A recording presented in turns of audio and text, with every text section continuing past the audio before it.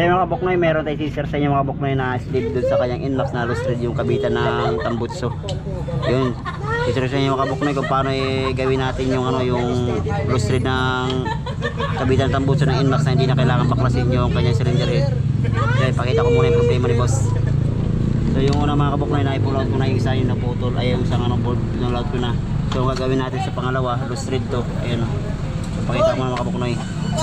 So lustred na itong kabilang side. So gagawin natin is iba natin balik standard na hindi na kailangan baklasin pa yung cylinder head para hindi na lumabas ng malaki. So share ko sa inyo kung paano mag slip ng mga ganitong problema na hindi na kailangan baklasin balik standard mga kabuknoy. So ang gagawin na natin mga kabuknoy, butasan natin yan tinimim. Yan. So mga kabuknoy, anong gagawin natin? Butasan mga natin ng 10mm gamit ang ating bari ng mga kabuknoy. Ayan. So babalik standard natin yan gamit ang ating pulin na 1/2. Ayan. So butasan ko muna.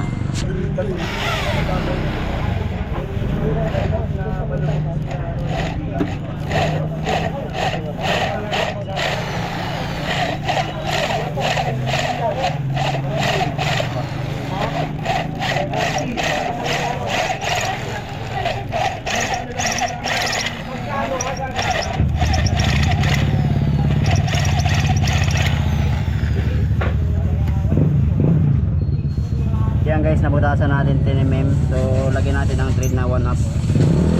Ito gagamitin natin ang pan-thread.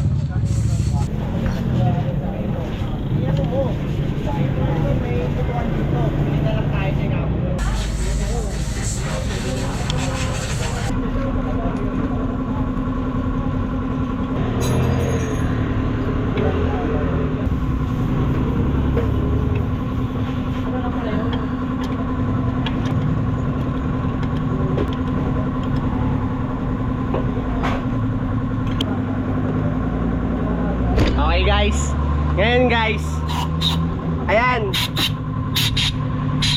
tinatanggal yung tingga guys. So yung mga kabuknoy, nalagyan na natin ng thread na 1/2. Ayan o. So gamit ang ating 1/2 na mga kabuknoy. So butasan muna natin ito bago natin ilagay doon yung tornilyo natin. Butasan muna natin, saka natin lalagyan ng thread.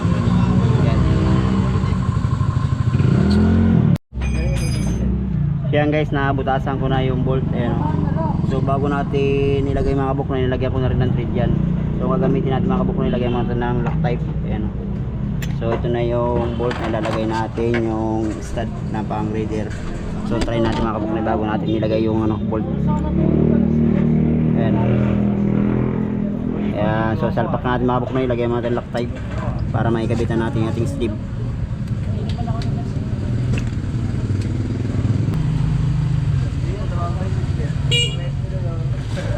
Pirasa ko yung ano rito. Yan guys, so lagay na natin. Yan, ito yung discard ng mga kabuknoy na hindi na kailangan baklasin pa yung cylinder head para may balik sa standard yung ating sleeve.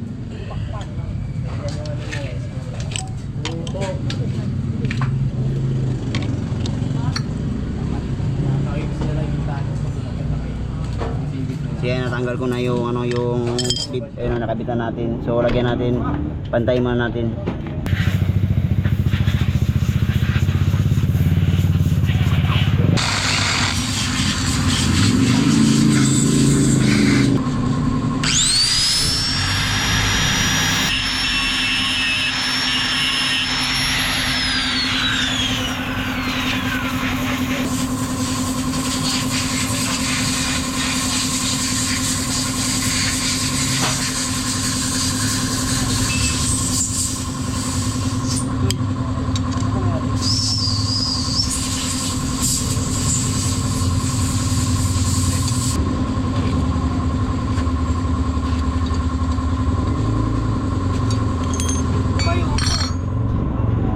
Yan guys, naikabit na natin yung sleeve, nalagay natin, naputulan na rin natin, nalagyan natin ng mga thread. So ilagay natin yung ating stud na stem guys. Ayan, yan. So ikabit na natin mga kabuknoy. So dito nakaiwas na si boss sa kanyang Inmax. Iwas baklas na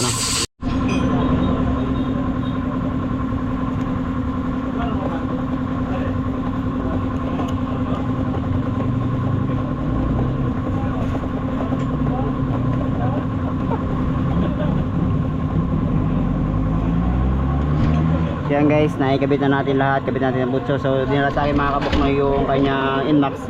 Loose thread na rin yung isang side. Ayan o. Loose thread na to, hindi na maigpitan. So yung kabila, pinapull out na rin sa atin. Gamit ang ating welding. Yun, so kabit natin yung pipe.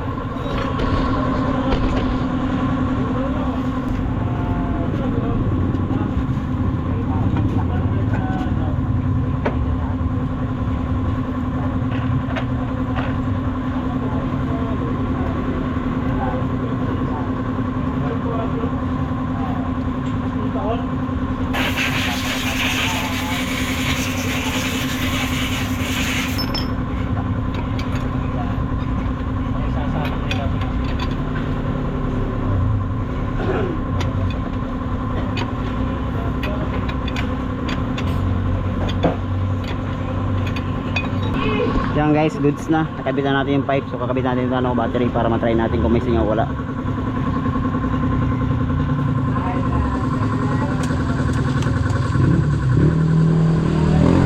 Start natin para makita natin kung ano, marinig natin kung walang singaw. Start mo. Yeah.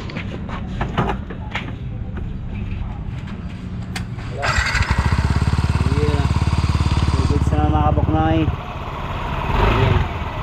Okay, baba natin. Baba muna, baba. Okay. Baba natin. Day. Paparin mo na ako kayo, Los. Yan. Yep. Matagasaan pati Gia. Sige sa ano? Kaya mga kabuknoy, goods na. Kaya nakatipid na si boss sa ano. Ginawa natin yung sleeve sa kanyang Inmax. Ayan o.